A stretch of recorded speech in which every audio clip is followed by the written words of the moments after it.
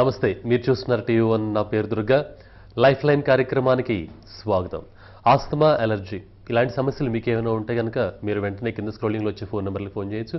ఈ రోజున మన స్టూడియోలో ఉన్నారు డాక్టర్ గారు, శ్వాస హాస్పిటల్ నుంచి డాక్టర్ వీరప్నేని విష్ణురావు గారు ఉన్నారు. అలాగే ఆయన జాతీయ అవార్డు గ్రహీత కూడా. సో మీకు అలర్జీ కానీ లేకపోతే కనుక ఆస్తమాకు సంబంధించినటువంటి తుమ్ములు, దగ్గు, వీటికి సంబంధించినటువంటి లేకపోతే గురకకు సంబంధించినటువంటి వాటి మీద కనుక మీకు ఏమైనా సందేహాలు కనుక ఉన్నట్టయితే కనుక మీరు కింద స్క్రోలింగ్లో వచ్చే ఫోన్ నెంబర్లకు ఫోన్ చేసి మీరు డాక్టర్ గారితో మాట్లాడవచ్చు. నమస్కారం డాక్టర్ గారు. నమస్కారం. డాక్టర్ గారు, ఇప్పుడు చిన్నపిల్లల్లో కూడా ఆస్తమా, అలర్జీ అనేది ఇప్పుడు మనం చూస్తున్నామండి సిటీలో ఎక్కువగా. ఇది అసలు ఎందువలన వస్తాయి అంటారు? అయితే పర్యావరణం అంటే వాతావరణం మారిపోతూ ఉంది. తర్వాత నిరంతరం పర్యావరణంలోని వాతావరణ పొల్యూషన్ కానివ్వండి, వాతావరణంలో ఉన్నటువంటి వైరస్లు, బ్యాక్టీరియాలు, రకరకాల ఫంగస్లు, పోలెన్సు, సో వీటన్నీ మనం పీల్చేటప్పుడు ఊపిరితిత్తులోని వాయునాళాల్లోకి ఎంటర్ అయ్యి కొన్ని సంవత్సరాల తర్వాత వాటిలో కొన్ని మార్పులు వస్తాయి. సో కొంతమందిలో దానికి శరీర తత్వాలు కూడా యాడ్ అయినట్లయితే, జీన్స్ అంటాం, శరీర తత్వాలు యాడ్ అయినప్పుడు ఐజీఈ మీడియేటెడ్ ఎలర్జీ అనేది మొదలవుతుందన్నమాట. అంటే అటోపిక్ శరీర తత్వాలు అవి. అటోపీ అంటే శరీరంలో ఐజీఈ యాంటీబాడీలు ఎక్కువగా ఉండటం. అవి వాతావరణంలో ఉన్నటువంటి పోలెన్స్ కానీ, డస్ట్ మైట్స్ కానీ, తర్వాత కొన్ని రకాల ఆహార పదార్థాలు కానీ ఎన్కౌంటర్ అయినప్పుడు, మనం పీల్చుకున్నప్పుడు ఈ ఐజీ యాంటీబాడీలతోని అవి ఇంటరాక్ట్ అయ్యి దానికి సంబంధించినటువంటి కొన్ని కెమికల్ మీడియేటర్స్ మాస్ట్ సెల్స్ ద్వారా విడుదలై బాడీలో ఉన్నటువంటి వివిధ అంగాల ద్వారా దాని యొక్క సిమ్టమ్స్ మనకు కనపడతాయి. సో ఈ ఐజీఈ మీడియేటెడ్ అలర్జిక్ ఇన్ఫ్లమేషన్ అనేది కంట్లో ఉంటే అలర్జిక్ కంజంక్టివిటీస్ అంటాం, ముక్కులో ఉంటే అలర్జిక్ రైనైటిస్ అంటాం, చర్మం మీద ఉంటే అలర్జిక్ డర్మటైటిస్ అంటాం, ఊపిరితిత్తుల్లో ఉంటే అలర్జిక్ బ్రాంకైటిస్ అంటాం, లేదా ఆస్తమా అంటాం. సో కానీ చాలా కేసుల్లో ఈ అలర్జీ అనేది మొదలయ్యేది మాత్రం ముక్కులోనే. సో పర్యావరణానికి, శ్వాస వ్యవస్థకి మధ్య జరుగుతున్నటువంటి నిరంతర పోరాట ఫలితం ఈ అలర్జీ అన్నమాట. ఓకే, మీతో మాట్లాడటానికి కాలర్ ఉన్నారండి. జగదీశ్వర్ రెడ్డి, రంగారెడ్డి జిల్లా నుంచి. జగదీశ్వర్ రెడ్డి గారు, డాక్టర్ గారితో మాట్లాడండి. మీ సమస్య ఏంటి చెప్పండి. ఏం లేదు సార్, నాకు 30 ఏళ్ళ సంది అస్తమా ఉంది సార్. చెప్పండి. అయితే 30 ఏళ్ళ సంది అస్తమా ఉన్నది. నేను ఇక ఎన్నో మందులు వాడినా సార్. ఎన్ని మందులు వాడితే కూడా అది అస్తమా తగ్గకపోతే ఇక అస్తానేన్ అనే గోళీ వేసుకుంటా సార్ మార్నింగ్.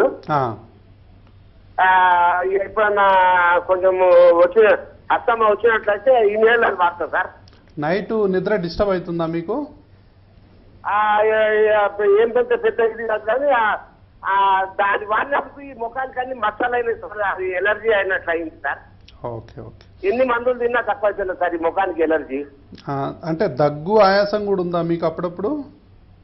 అదే ఈ అస్తమా వస్తుంది, అది ఎంబడే ఇన్హేల్ వాడతా సార్. ఓకే ఓకే, అవునైతే సార్. సరే సార్. అంటే ఏంటంటే ఇప్పుడు అలర్జీ అనేది ఊపిరితిత్తుల్లో ఉండేటటువంటి సమస్య. ఆస్తమా అనేది సరే స్కిన్ ఎలర్జీ కూడా ఉండొచ్చు. అట్లా నేను చెప్పాను కదా, నేను స్కిన్ ఉండొచ్చు, ముక్కులు ఉండొచ్చు, కళ్ళు ఉండొచ్చు, లంగ్స్ కూడా ఉండొచ్చు. చాలామంది 100 మందికి ఇప్పుడు ఆస్తమాతో బాధపడుతున్నారంటే 90% కంటే ఎక్కువ మంది ఆస్తలిన్కి సంబంధించిన మందులు వాడుతుంటారు. అంటే సాల్బిటమాల్ అంటాం. ఈ సాల్బిటమాల్ అనేది టెంపరవరీ రిలీఫ్ని కలిగించేటటువంటి మందు, తాత్కాలికమైనటువంటి ఉపశమనాన్ని మాత్రమే ఇస్తుంది. సో అది ప్రివెన్షన్కి పనికిరాదు, కంట్రోల్కి పనికిరాదు. అయితే అవగాహన లేక ట్యాబ్లెట్లు ఒకటి వేసుకోగానే ఊపిరి ఫ్రీగా ఆడినట్లు అనిపించడం, దగ్గు తగ్గటం, ఆయాసం తగ్గటం, ఇంకా దానికి ఏ మందులు ఉన్నాయో తెలవకపోవటం, ఎక్కడికి వెళ్ళాలనో తెలియకపోవటం, ఎవరిని కన్సల్ట్ చేయాలనో తెలవకపోవటం, వీటన్నిటి వల్ల ఏమవుతుందంటే చాలామంది ఆస్తలిన్ మీదనే ఆధారపడి ఈ జీవితాలను వెళ్లదీస్తున్నారు. 100కి 90% మంది ఆస్తమా పేషెంట్లు. అయితే ఇది పూర్తిగా తప్పు. దీని మీద అవగాహన కలిగించాల్సినటువంటి అవసరం అనేది ఎంతైనా ఉంది. ఇప్పుడు ఈ పేషెంట్నే కనుక తీసుకున్నట్లయితే 30 సంవత్సరాల నుంచి బాధపడుతున్నాడు. సో ప్రతిరోజు ఈ జబ్బు ఎట్లా ఉంటుందంటే వాళ్ళకి ఈ నరకం, ఈ బాధలు ఇవన్నీ జీవితంలో భాగం అయిపోతాయి. సో అలాగే గడిపేస్తూ ఉంటారు ఇంకా. సో అట్లా బతకాల్సిన అవసరం కానీ, గడపాల్సిన అవసరం కానీ ఈ రోజుల్లో లేదు అని తెలియజెప్పటమే ఈ ఆస్తమా ఎడ్యుకేషన్ యొక్క ముఖ్య ఉద్దేశం. దానికి తగ్గటువంటి మందులు వచ్చాయి, ప్రివెంటర్కి సంబంధించినటువంటి మందులు వచ్చాయి. ఆస్తలిన్ వాడటం అనేది చాలా తప్పు. కరెక్ట్ డాక్టర్ని కనుక కన్సల్ట్ చేసినట్లయితే ఆస్తమా ఏ దశలో ఉందో తెలుసుకోవాలి, ఆస్తమా ఎందుకు వస్తుందో తెలుసుకోవాలి, తర్వాత ఏ రకం మందులు వాడాలి, ప్రివెన్షన్కు సంబంధించిన మందులు ఏ డోస్లో వాడాలి అనేది కరెక్ట్గా వాడినట్లయితే ఇన్ని సంవత్సరాల ఈ బాధ అనేది ఉండదు. సో ఎప్పుడు మొదలుపెట్టినా మంచిగా తయారయ్యేటటువంటి అవకాశాలు ఉంటాయి అన్నమాట. ఓకే అండి, మరొక కాల్ తీసుకుందామండి. గోపాల్ రెడ్డి హైదరాబాద్ నుంచి. గోపాల్ రెడ్డి గారు చెప్పండి. డాక్టర్ గారితో మాట్లాడండి, మీ సమస్య ఏంటి చెప్పండి డాక్టర్ గారు. నమస్తే సార్. నమస్కారం అండి, గోపాల్ రెడ్డి గారు చెప్పండి. అదే సార్, మాకు మా అమ్మకి ఆస్మా ఉండింది. ఓకే. అది నాకు 35 years తప్పు కొంచెం లైట్గా కనపడింది. అట్లా మందులు వాడుతూ వచ్చింది. ఇప్పుడు నా ఏజ్ 66 years. ఆమెకు ఆస్మా ఉంది, మీరు ఏం మందులు వాడుతున్నారండి? ఈ మధ్యన కొంచెం ఎక్కువ ఉంటే మందులు వాడి ప్రస్తుతం ఏంటంటే డాక్టర్ గారు ఉదయాన్నే సైన్ ఆస్మా. హలో చెప్పండి, మీరు ఏ మందులు వాడుతున్నారు? సైన్ ఆస్మా హాఫ్ టాబ్లెట్. ఓకే, అదొకటి. ఇంకా షెరీఫ్లో rotacap, tio rotacap. Okay okay, అవి వాడటం వల్ల ఎలా ఉందండి ఆవిడ? మాకు సార్ నాకు ఓకే సంబంధించి ఓకే, ఎలా ఉంది మీకు ఇప్పుడు?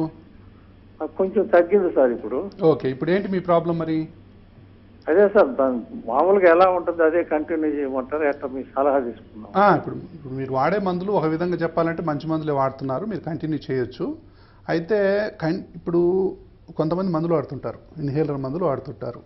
వాళ్ళకి ఏం డౌట్ ఉందంటే మనం వాడే మందులు కరెక్టా కాదా, మరి అసలు ఈ మందులు వాడితే సైడ్ ఎఫెక్ట్స్ ఏంటి, దాని తర్వాత ఆస్మా కంట్రోల్లో ఉందా లేదా అని తెలుసుకోవడానికి గుర్తులు ఏంటంటే నైట్ పూట నిద్ర డిస్టర్బ్ అవ్వద్దు, తర్వాత ఏ పని చేసినా కూడా అంత ఆయాసపడాల్సిన అవసరం రాకుండా ఉండాలి, ఏ పని చేసుకున్నా ఆబ్సెంట్ అవ్వద్దు, దాని తర్వాత మనకు చీటికి మాటికి దగ్గు రావటం, వర్క్ డిస్టర్బ్ అవ్వటం, ఈ తుమ్ములు రావటం, ఇలాంటివి అంటే ఏ పని చేసినా కూడా అలసిపోవటం అలాంటివి ఉంటున్నాయి అంటే అది పార్ట్లీ కంట్రోల్డ్ అంటాం. పాక్షికంగా మాత్రమే కంట్రోల్ అయినట్టు లెక్క, అంటే పూర్తి కంట్రోల్లో ఉన్నట్టు కాదు. పూర్తి కంట్రోల్ అంటే దాదాపు నార్మల్గా అందరు ఎలా ఉంటారో మనం కూడా అలాగే ఉంటాం, హ్యాపీగా నిద్రపోతాం. అంటే ఎన్ని సంవత్సరాలకి నార్మల్గా వస్తుందంటారు ఒకసారి వచ్చిన తర్వాత? అంటే అది నిరంతరం అండి, అంటే ఒక రోజు అని కాదు అది. సో ఎప్పుడు కూడా మనం చెక్లో ఉండాలి దానికి. అంటే ఇప్పుడు ఆస్మా, అలర్జీ, లేకపోతే షుగరు, బీపీ అలాంటి జబ్బులు అంటే ఏదో వారం రోజులు వాడేద్దాం ఇంకా మంచిగా అయిపోద్ది తర్వాత అవసరం లేదనేది కాదు, అదొక జీవన విధానం. సో అలా కంటిన్యూస్గా కొంతకాలం పాటు వాడాలి. అయితే ఏ డోస్లో మనం దాన్ని స్టెబిలైజ్ చేయొచ్చు, మినిమం డోస్ ఎంత అనేది ఒక డాక్టర్ దగ్గరికి మీరు కంటిన్యూస్గా వెళ్తున్నప్పుడు ఆ మినిమం డోస్ ఉంటుంది, 500 డోస్ ఉంటుంది, 250 ఉంటుంది, 100 ఉంటుంది. ఏ డోస్ దగ్గర మీరు మెయింటైన్ అవుతున్నారో చూడాలి ఫస్ట్. కొన్నాళ్ళు వాడిన తర్వాత ఆ క్రిటికల్ డోస్ అంటాం, మెయింటెనెన్స్ డోస్ అంటాం, ఆ మెయింటెనెన్స్ డోస్లో వాడుతూ ఉండాలి. సడన్గా ఒక్కోసారి వాతావరణంలో పరిస్థితులు మారితేనో, దుమ్ము ధూళి, లేకపోతే తినే దాంట్లో తేడా, లేకపోతే ఇంకెక్కడో చేంజెస్ వచ్చినాయి అనుకోండి, మళ్ళీ డోస్ని పెంచుకోవాల్సి వస్తుంది. డోస్ కొంతకాలం పెంచుకున్న తర్వాత డాక్టర్ గారి దగ్గరికి వెళ్తాం, డాక్టర్ గారి పర్యవేక్షణలో కనుక ఈ మందులు వాడుతూ ఉంటే కనుక ఎప్పుడు తెలుస్తుంటుంది. కొన్నాళ్ళ తర్వాత వీళ్ళకే అంటే ఆస్మా మేనేజ్మెంట్ ఎట్ హోమ్ అంటాం, కొన్నాళ్ళ తర్వాత వీళ్ళకే అర్థమైపోతుంది, ఒక అవగాహన. మరొక కాలర్ ఉన్నారండి, తారకేశ్వరి విజయనగరం నుంచి. తారకేశ్వరి గారు ఓకే సార్, డాక్టర్ గారితో మాట్లాడమ్మా, మీ సమస్య ఏంటి చెప్పండి. Okay sir. నమస్కారం అమ్మా, చెప్పమ్మా, అడగమ్మా. డాక్టర్ గారు, మా అబ్బాయి 4 years సార్, జలుబు దగ్గు ఎక్కువగా వస్తుంది సార్, క్యాంప్ వెళ్తే ఆ విధంగా ఎక్కువగా వస్తుంది సార్. ఓకే, ఏం వాడుతున్నారండి? ఫీవర్ కూడా వస్తుంది సార్. ఏం వాడుతున్నారండి? మీరు టీవీ వాల్యూమ్ తగ్గించండి అండి, టీవీ వాల్యూమ్ తగ్గించి డాక్టర్ గారితో మాట్లాడండి ఫోన్లో. హోమియో వాడాను సార్. ఇంకా ఏం వాడుతున్నారు మీరు మందులు? ఏం మందులు? హోమియో వాడుతున్నా సార్. ఇప్పుడు కంట్రోల్లో ఉందా లేదా? అది కంట్రోల్ అవుతుంది సార్, కానీ మళ్ళీ క్యాంప్ వెళ్తే వస్తుంది సార్. మళ్ళీ వస్తుంది అంటే మాటికి వస్తుంది జలుబు. క్యాంప్ వెళ్తే చేంజ్ అయితే వస్తుంది సార్. అంటే ఇప్పుడు చైల్డ్హుడ్ ఆస్మా అంటాం. అయితే చిన్నప్పుడు పిల్లలకి ఏంటంటే చాలా మంది కంప్లైంట్ ఏంటంటే మా బాబుకు మాటికి జలుబు చేస్తుంది, ఎక్కువగా మనం చూసి జలుబు చేస్తుంది, తరచుగా జలుబు చేయటం, ఎప్పుడు చూసినా దగ్గు, తర్వాత జ్వరం, తర్వాత స్కూల్కి యాబ్సెంట్, తర్వాత హాస్పిటల్కి పోవటం, అది తగ్గకపోవటం, యాంటీబయాటిక్స్ వాడటం, ఇంకో హాస్పిటల్కి పోవటం, ఇంకో డాక్టర్ని మార్చడం, ఇంకోటి మార్చడం, అంటే ఫ్రీక్వెంట్గా జలుబు రావటం, హాస్పిటల్స్ని మారుస్తూ పోవటం, మందులు మార్చుకుంటూ పోవటం, కానీ ఎంతకీ సాటిస్ఫాక్షన్ ఉండకపోవటం. సో ఎంతకీ తగ్గని ఈ జలుబు, ఎంతకీ తగ్గని ఈ తుమ్ములు కానీ, ఎంతకీ తగ్గని ముక్కు దిబ్బడ కానీ, కఫం కానీ, మాటికి జ్వరం. ఈ జ్వరం వచ్చినప్పుడు కొంతమంది ఫిట్స్ వస్తాయి చిన్నపిల్లల్లో. మనం ఏం చేస్తామంటే ఫిట్స్కి మందులు వాడతాం. ఓన్లీ ఫిట్స్కే మందులు వాడతాం. కానీ ఫిట్స్ కారణం ఏంటి? జ్వరానికి కారణం ఏంటి? Underlying allergy. అండర్లయింగ్ ఎలర్జీని కంట్రోల్ చేస్తే అప్పుడు జ్వరం అనేది మాటిమాటికి రాదు. మాటిమాటికి జ్వరం రాకపోతే మాటిమాటికి ఫిట్స్ రావు. కాబట్టి ఇదంతా ఒక చైన్లా ఉంటుంది అనమాట. దాన్ని అర్థం చేసుకోవాలి. అయితే ఈ బాబు అలర్జీకి సంబంధించినటువంటి ఇంకా మెడిసిన్స్ వాడినట్టు అనిపించట్లేదు, అందుకే మాటిమాటికి జ్వరం రావటం ఉంది. సో దానికి సంబంధించినటువంటి డాక్టర్ని కలిసి కరెక్ట్గా డయాగ్నోజ్ చేసి కరెక్ట్గా మందులు వాడితే పిల్లలు అసలు హాస్పిటల్కి పోవాల్సిన అవసరం ఉండకూడదు. ఈ రోజుల్లో అలర్జీ ఆస్మాకి ఎంత చక్కటి వైద్యం ఉందంటే వారానికి ఒకసారి, 10 రోజులకు ఒకసారి, నెలకు 2-3 సార్లు హాస్పిటల్ చుట్టూ పోయేవాళ్ళు ఉన్నారు. ఉదయం, మధ్యాహ్నం, నైటు నెబులైజర్లు పెట్టుకునే వాళ్ళు ఉన్నారు. ఇదంతా తప్పనమాట. సో కరెక్ట్ మెడిసిన్ వాడట్లేదని అర్థం. అంటే తాళం ఒకటి, తాళం చేయి ఒకటి. సో రాంగ్ మెడిసిన్స్ వాడుతూ ఉంటారు. కాబట్టి సరైన డాక్టర్ని సంప్రదించాలి. అవగాహన, అలర్జీ ఆస్మా మీద అవగాహన ఉండాలి. తర్వాత తల్లిదండ్రులకి ఈ లక్షణాలు ఉన్నాయా లేదా అది ఫస్ట్ చూడాలి. తండ్రి వైపు వాళ్ళకైనా ఎవరికైనా ఈ అలర్జీ ఆస్మా లక్షణాలు ఉన్నాయి. అవే లక్షణాలు పిల్లలకు వస్తాయి. కాబట్టి ఈ చరిత్రతో మనం డాక్టర్కి చెప్పి అలర్జీ ఆస్మాని చక్కగా డయాగ్నోజ్ చేసి చక్కగా మందులు వాడితే కనుక ఇలాంటి బాధలనే ఉండవు. ఓకే అండి, మరో కాల్ తీసుకుందామండి. సంధ్యారాణి నెల్లూరు నుంచి. సంధ్యారాణి గారు హలో, డాక్టర్ గారితో మాట్లాడండి. మీ సమస్య ఏంటి చెప్పండి డాక్టర్ గారికి. హలో, నమస్కారం అండి. నమస్కారం అమ్మా, చెప్పమ్మా. నా పేరు హలో. మీ నాన్నకి మా నాన్నకి బాగా నెమ్ము ఎక్కువగా ఉంది సార్. ఓకే. ఆయాసం ఎక్కువగా ఉంటుంది. ఓకే. ఏమైతుంది? టియా ఆస్పిరిన్ అనే మాత్రలు ఎక్కువ వాడుతున్నాడు. ఓకే. ఆయనకి ఏం వాడినా మందులు పెద్దగా పనిచేయడం లేదు. ఏంటి బాధలు ఏంటమ్మా ఆయనకు? దగ్గు, ఆయాసమా? దగ్గు, ఆయాసం, నైట్ పూట నిద్ర తక్కువ. అవునండి. ఎంత వయసు అమ్మా ఆయనకి? 52 అండి. పొగ తాగుతారా? సిగరెట్ తాగుతారా? తాగుతారండి. మరి ఇంట్లో ఎవరికన్నా ఉందా ఇంకా ఈ లక్షణాలు? ఈ లక్షణాలు ఇంట్లో ఎవరికి లేవండి. ఈయనకు తుమ్ములు కూడా వస్తాయా? ముక్కు దిబ్బడా, తుమ్ములు? అలాంటివి ఏం లేవు, కానీ ఆయాసం ఎక్కువ సార్. ఇప్పుడు ఎన్ని సంవత్సరాలైంది ఇది రాబట్టి? కనీసం 6-7 ఇయర్స్ నుంచి ఉంది. ఓకే. అంటే చూడండి, ఇందులో అలర్జీ ఆస్తమాకి సిఓపిడి అని ఉంటుంది ఒకటి. సిఓపిడి అంటే పొగ తాగటం వల్ల వచ్చే జబ్బు. జనరల్గా 40 ఇయర్స్ దాటిన తర్వాత వస్తుంది. చిన్నప్పటి నుంచి కనుక ఈ సిగరెట్లు, బీడీలు తాగే వాళ్ళల్లో 40 సంవత్సరాల తర్వాత మెల్లమెల్లగా దగ్గు రావటం, అంటే స్మోకర్స్ కాఫ్ అంటాం. ఓకే అంటూ ఉంటారు తరచు. తర్వాత కొంచెం వాళ్ళకు తెమడ వస్తూ ఉంటుంది. కొంచెం మెట్లు ఎక్కినప్పుడు ఆయాసం వస్తుంటుంది. వేరే వాళ్ళ తోటి స్నేహితులతోనో తోటి ఏజ్ వాళ్ళతోనో నడుస్తున్నప్పుడు కొంచెం వెనకబడిపోతారు. సో 2-3 అంతస్తులు ఎక్కేసరికి అలసిపోతుంటారు, ఆయాసపడుతుంటారు. సో స్మోక్ చేయటం వల్ల ఊపిరితిత్తుల్లో వచ్చేటటువంటి మార్పుల వల్ల క్రానిక్ అబ్స్ట్రక్టివ్ పల్మనరీ డిసీజ్ అనేది స్టార్ట్ అయిందని అర్థం. అవి స్టేజ్ 1, 2, 3, 4 ఉంటాయి. కాబట్టి అదొకటి. తర్వాత ఆస్తమా అంటే ఏంటంటే అది చిన్నప్పటి నుంచి ఆ హిస్టరీ ఉంటుంది, ఎంతో కొంత ఫ్యామిలీ మెంబర్స్లో కూడా ఆ హిస్టరీ ఉంటుంది. తర్వాత వాళ్ళ పిల్లల్లో కానీ, లేకపోతే ఈయనకు మాకు చిన్నప్పుడు ఇట్లా పక్కలేగేస్తుంటే వాతలు పెట్టేవాళ్ళండి, మా చిన్నప్పుడు అట్లా హాస్పిటల్ ఆ హిస్టరీ దొరుకుతుంది మనకి. అలాంటి హిస్టరీ ఉందా లేదా, తుమ్ములు వస్తున్నాయా లేదా, దగ్గు, ఏదైనా వాతావరణం మారితే, దుమ్ము తగిలితే, ఇట్లా చిన్నప్పుడు కొన్ని ఆహార పదార్థాలు తీసుకున్నప్పుడు, cool drinks, ice creams, weather changes, వీటి వల్ల కనుక జలుబు, దగ్గు, ఆయాసం వస్తున్నట్టే ఆస్తమా లక్షణాలు. ఇవేం లేవు మాకు, జలుబు లేదు, దగ్గు లేదు, తుమ్ములు లేవు, ఇలాంటివి ఏం లేవు.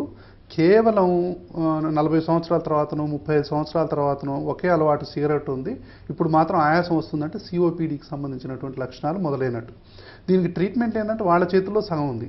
ట్రీట్మెంట్ స్మోకింగ్ మానేయటం ఒకటే మార్గం. స్మోకింగ్ తప్పకుండా మానేయాలి. స్మోకింగ్ మానేయకుండా ఎంత మందులు ఇచ్చినా, ఎంత వైద్యం చేసినా దాదాపు బూడిదలో పోసిన పన్నీర్ అని చెప్పాలి. సో స్మోకింగ్ బంద్ చేసుకుని దానికి ఒక విల్ పవర్ ఉండాలి.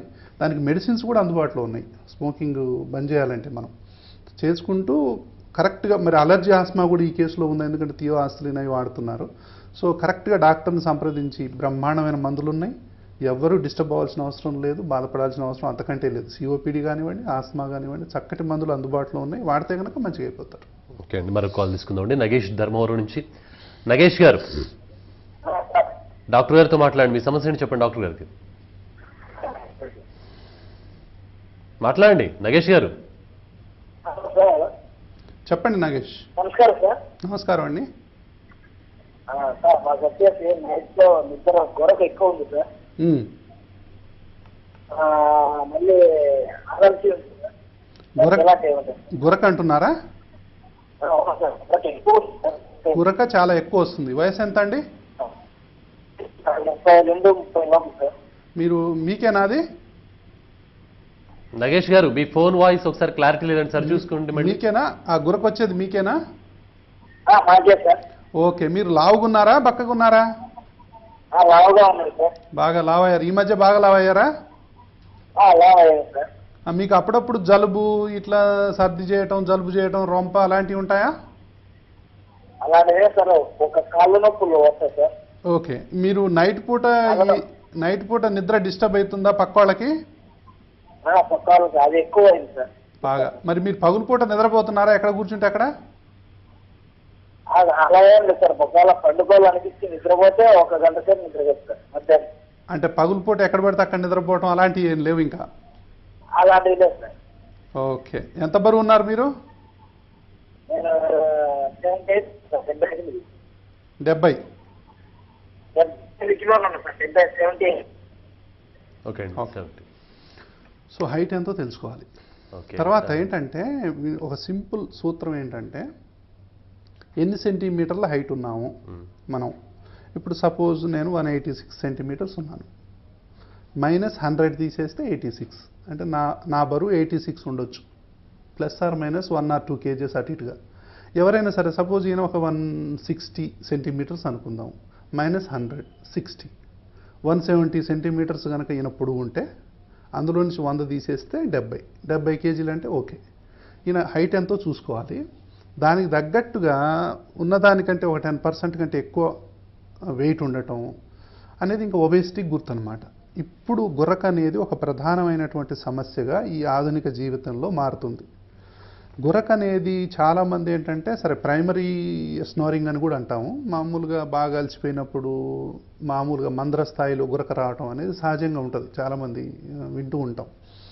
కానీ అబ్స్ట్రక్టివ్ స్లీప్ యాప్నియా అంటాం. అది ఎంత గురక అంటే ఇంకా చాలా భయపడిపోతారు. పక్కన ఉన్నవాళ్ళు భయపడిపోతారు. ఉన్నాడా పోయాడా అన్నంతగా భయపడిపోతుంటారు. వణుకొచ్చేస్తుంది. సో తట్టి లేపుకుని చూసుకుంటుంటారు. అంటే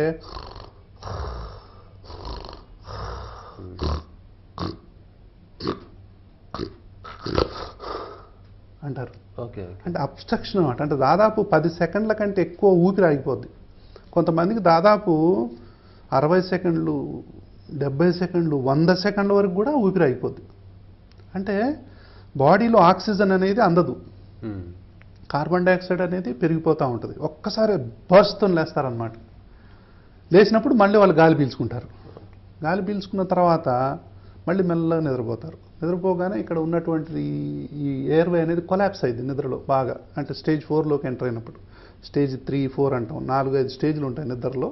లాస్ట్ స్టేజీలోకి మనం నిద్రలోకి వెళ్ళిపోగానే మొత్తం కొలాప్స్ అయిపోతాయి. అయిపోయేసరికి ఈ మార్గం అనేది బంద్ అయిపోద్ది. బంద్ అయిపోతే ఆక్సిజన్ లోపలికి వెళ్ళదు. అప్పుడు మనం బాడీ సఫర్ అవుతుందన్నమాట. సో దానివల్ల ఏంటి, మనం మాటికి లేస్తుంటాం. అంటే నిద్ర అనేది ఫ్రీక్వెంట్గా డిస్టర్బ్ అవుతుంటుంది. మనం నైట్ పూట ఎవరన్నా వచ్చి 3-4 సార్లు నిద్ర లేపారంటే మనకు జనరల్గా మార్నింగ్ లేసరికి చికాకు, కళ్ళు మండటం, తలనొప్పి అని ఉంటాయి. అలాంటి కొన్ని వందల సార్లు ఇట్లా డిస్టర్బ్ అవుతుంటుంది వాళ్ళకి ఎంత డిస్టర్బెన్స్ ఉండాలి. అంటే క్వాలిటీ ఆఫ్ స్లీప్ ఎప్పుడైతే డిస్టర్బ్ అవుద్దో వాళ్ళకి మెల్లమెల్లగా చాలా ప్రాబ్లమ్స్ వస్తుంటాయి. తర్వాత ఇది ఎలాంటి జబ్బు అంటే, జబ్బు ఒకళ్ళకి బాధలు ఇంకొకళ్ళకి అన్నట్టు వీళ్ళకి కూడా బాధలు ఉంటాయి, కానీ ఇంకోళ్ళకి కూడా ఈక్వల్ బాధలు ఉంటాయి. వాళ్ళు నిద్రపోలేరు. కాబట్టి గురక అనేది ఇప్పుడు ముఖ్యంగా చేయాల్సింది ఈ కేసులో ఏంటంటే ఫస్ట్ వెయిట్ తగ్గటం. వెయిట్ ఎక్కువ ఉంటే కనుక లా ఉన్నాను చెప్తున్నాడు కదా, సో బాగా వెయిట్ తగ్గటం, సరి అయినటువంటి ఆహారం తీసుకోవటం, ఎక్స్ట్రా ఫుడ్ అనేది అవాయిడ్ చేయటం, ఆల్కహాల్ తీసుకుంటే అవాయిడ్ చేయటం, స్మోకింగ్ ఉంటే బంద్ చేయటం, ఎసిడిటీని కంట్రోల్ చేసుకోవటం. సో ఇలాంటి జీవన విధానంలో మార్పులు తీసుకొచ్చి ఏమైనా అలర్జీ లక్షణాలు ఉన్నాయా, సైనస్ ఉందా, అలాంటివి చేసుకున్నట్లయితే గురక అనేది పెద్ద సమస్య కాదు. ఓకే అండి. ఇక డిస్కషన్ కొనసాగించే ముందు లైఫ్ లైన్ కార్యక్రమంలో ఇప్పుడు ఒక షార్ట్ బ్రేక్ తీసుకుందాం. చూస్తూనే ఉండండి టీవీ 1.